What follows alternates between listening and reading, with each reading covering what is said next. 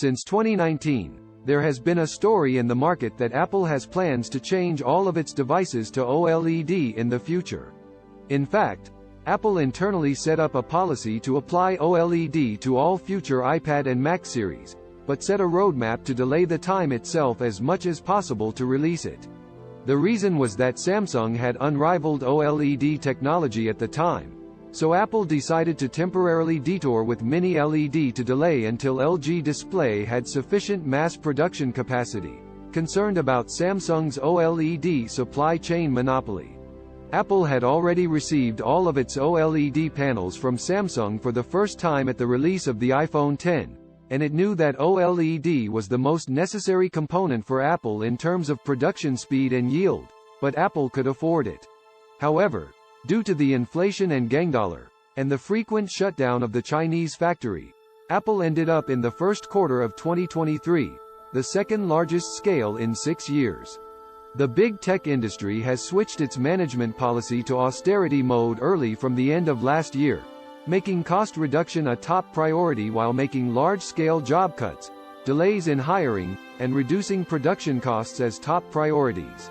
Apple has also reached the final point where it has to choose OLED, which is about 15% cheaper than Mini LED in terms of production cost reduction, but has many advantages.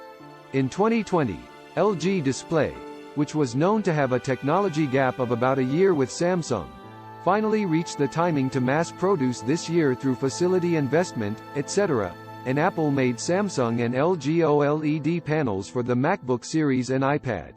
It is known that it has been designated as a supplier of.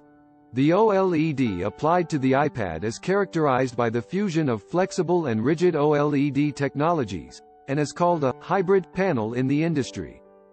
C. LG Display is preparing for mass production of hybrid OLEDs at its 6th-generation plant in Paju. Apple has also designated suppliers to Samsung and LG for products that go into the MacBook Pro.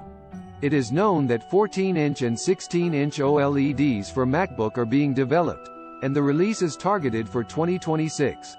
In the case of the iPad Pro series, as the M2 iPad Pro series was released last year, the industry is paying attention that the iPad Pro series equipped with hybrid OLED will be installed with the M3 chip next year.